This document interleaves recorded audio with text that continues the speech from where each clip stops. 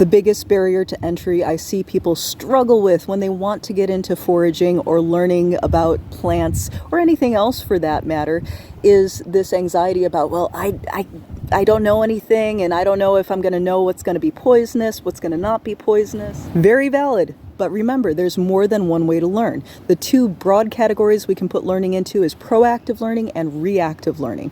Often when we think about learning, we think about an academic setting, which is proactive learning, where you study up on everything in a given topic, and then you're presented with a problem to test your knowledge.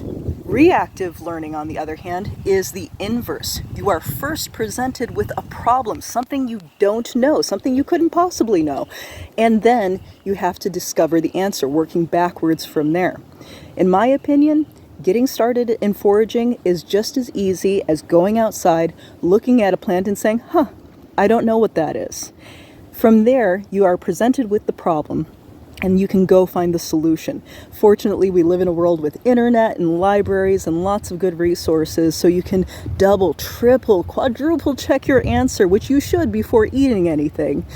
And that is going to be a much more fun and natural way to learn for most people, in my opinion.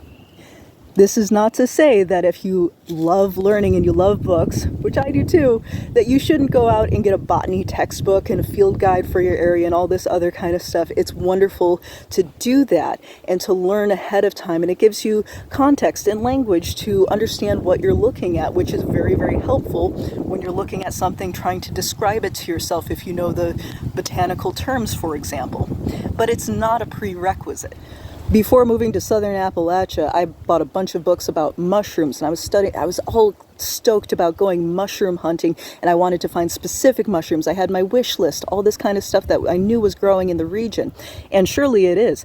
But the truth is, I'm just not very good at finding those things. So a lot of that knowledge has kind of sifted away from my brain, but every time I do find a mushroom or do find a new plant, I go and I learn it before taking the next step. So you don't need to know everything before you get started. Go out there, be an idiot, be reactive, say, what the heck is this in my environment? I don't know what that is. I'm going to go look it up, right? Go, draw it, describe it, take a sample home to study it and put it into the search engines and all the field guides and all the things that you have available for you to discover the answer to your problem.